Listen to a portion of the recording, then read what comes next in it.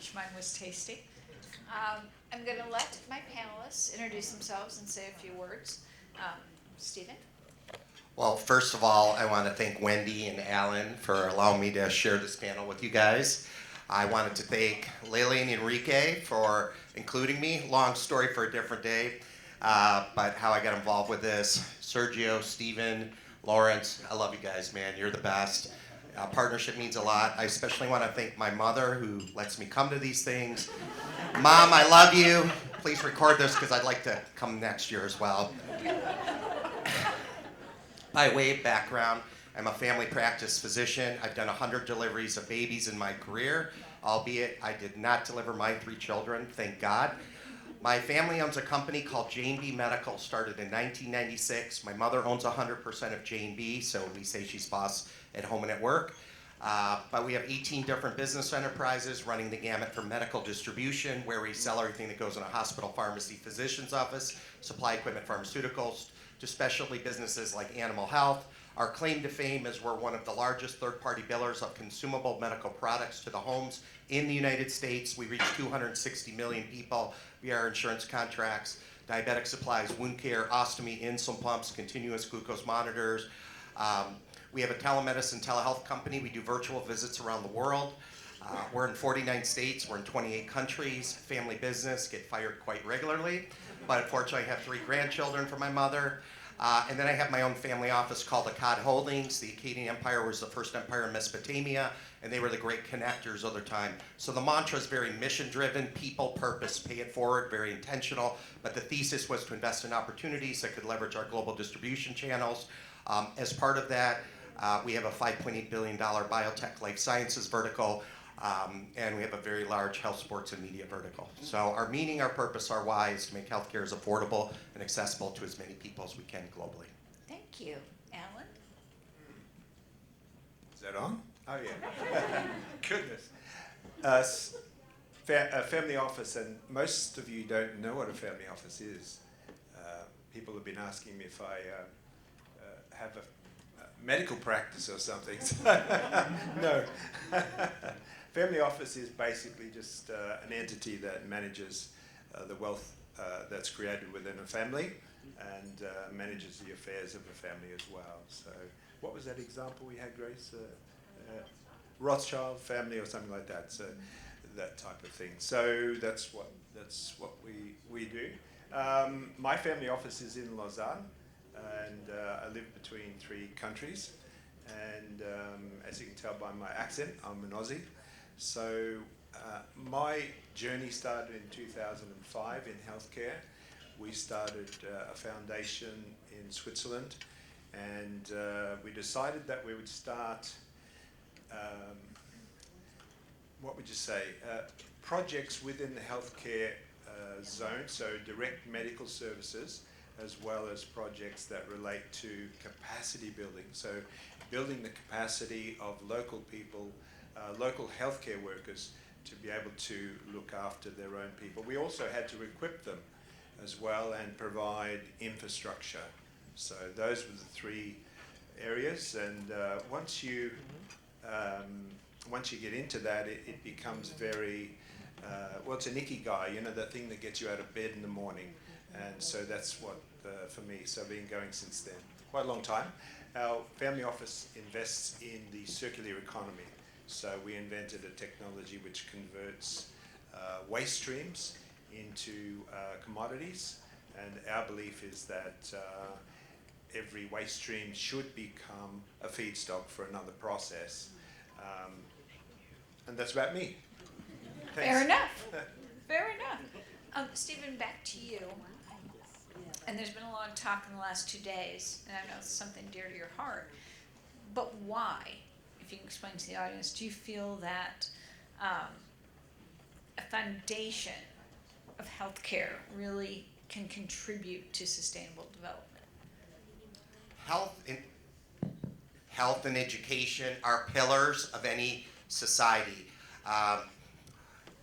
So I'll give you an example of where investments in these areas can make huge difference. In 2003, President Bush invested in something called PEPFAR, President's Emergency Plan for AIDS relief, and they provided millions of people in Africa access to AIDS drugs. Now, what did that do since 2003? It saved 18.8 million lives.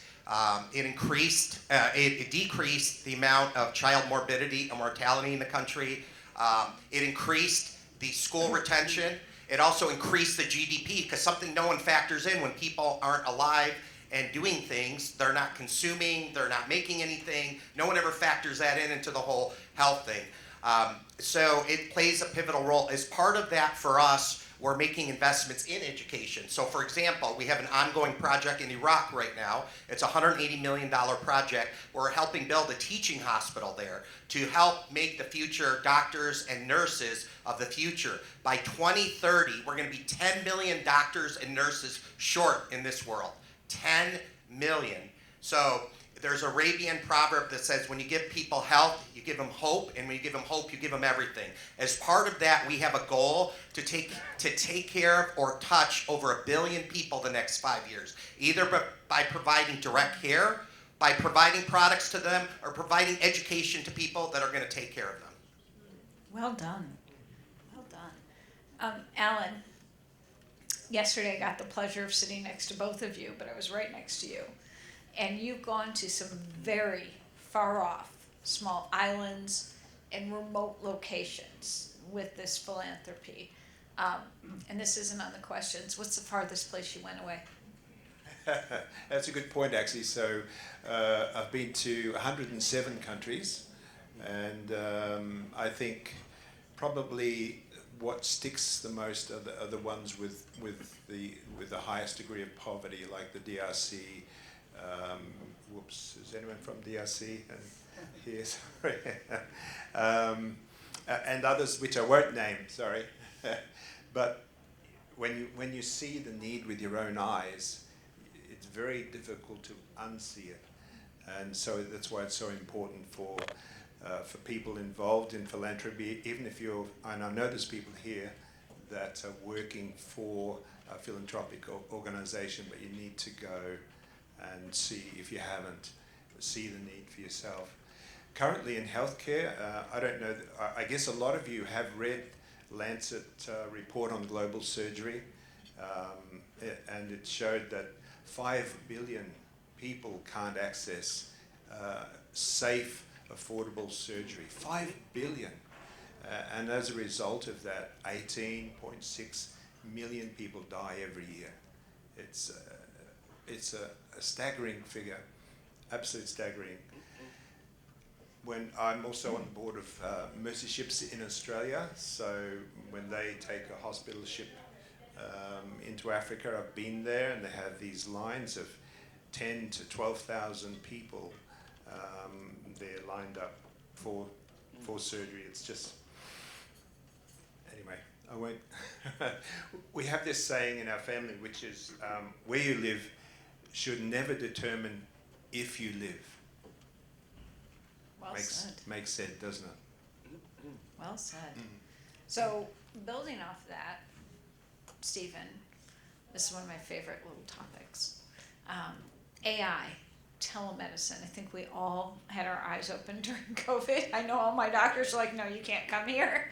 So, how is that going to help reach these people who are now not currently being reached? What are we going to see? So where's Lily? There's another one today. Innovation in healthcare is integration. And where I see the biggest opportunity, because I hear these buzzwords all the time, AI and telemedicine, and chronic care management, yada, yada, yada, population health. It's what I believe is going to be the convergence of AI, robotics, quantum computing, blockchain, virtual reality, renewable energy and storage. The convergence of those areas, that's where there's the greatest opportunity to move the needle. The challenge is right now, you have all these people that are making investments or bets in these particular areas, but Without integration, innovation is integration in healthcare. And the folks that understand how to converge all of those, and by the way, we're only literally at the 1 yard line in this. So I see from an investor, an impact perspective, that's where the greatest opportunity is to find and cultivate those opportunities that can bring all those things together. Just things that are disparate, they're never going to be able to scale.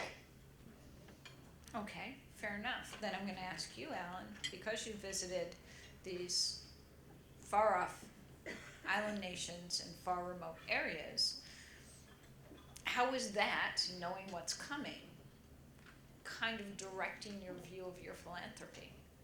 Yeah, I think if we look, it's a good point, because what I noticed, particularly with the SDGs, is that when you're in a nation that has extreme poverty, you see the reasons for it. We have a philanthropist in Australia called Dick Smith, and he flew around the world in a balloon and a little aeroplane and stuff like that, a bit like Branson did. And he said as he was flying across some of the countries in Africa that we may be all in this together, but we're not all in this together equally. And that's what he found. So how can you farm a desert? How can you grow food there, etc.? So what I found when I was on the ground, particularly in the upper reaches of countries like Sierra Leone and Guinea and stuff, is you see that the SDGs don't live in silos. And I think some of the speakers this morning were mentioning that. So healthcare doesn't live by itself. It exists with agriculture. It exists with land use and with tribal fighting. It exists with access to water and access to education and access to economic development, etc. And these things are working, if you like, as a system. And so our role basically is to tip that and to make some positive changes. So if we can work on healthcare, as Stephen just said, then that starts to tip it in the right direction. So that's what I'm seeing. I was actually shocked by that during COVID, to see that all these SDGs are working as a system, single system, and they can go. They can either break down, or that we can push them towards resilience. And I think that's the key at the moment. Yeah. We got the 5-minute warning, but I have a really important question to ask for both of you to comment on. But Stephen, you get to go first. How do we get people, family offices, governments, foundations, all of us, to stop viewing the cost of medicine as an expense, but more as an investment in our future? What are your thoughts? We're all divine beings on a human journey. I always say this, we've got to put the human back in humanity. We've got to keep the care in healthcare. Healthcare is one of those things that it's not an expense, it's not an investment. It's a way to build bridges across the religious, the political, and socioeconomic divide. I only see 3 ways to really do that in this world. Number 1 is healthcare. Number 2 is sports. Number 3 is music. Well, I can't sing, so the music's out. And God gave me a lot of talents. Athleticism,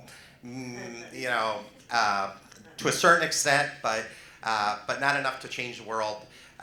So healthcare is a way to build bridges. As part of that, we have a couple initiatives. Number 1, in my family office, we are starting someone that's going to be the Chief Generosity Officer, starting at the beginning of the year. Givers are happier.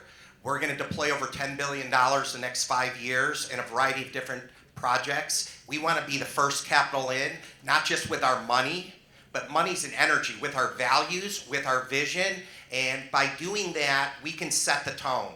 And many people are very blessed in this room, whether monetarily or with their position of influence. And I think that's what real leaders do, is they help put a place where everyone can be safe and they can be different, but we have to take this. Healthcare should not be a political football. Healthcare is It's not a privilege. It's a human right, and we passionately believe that. And we're going to use our capital, our energy, our vision, our love, our time, talent, and treasure to show that to as many people as we can in this world.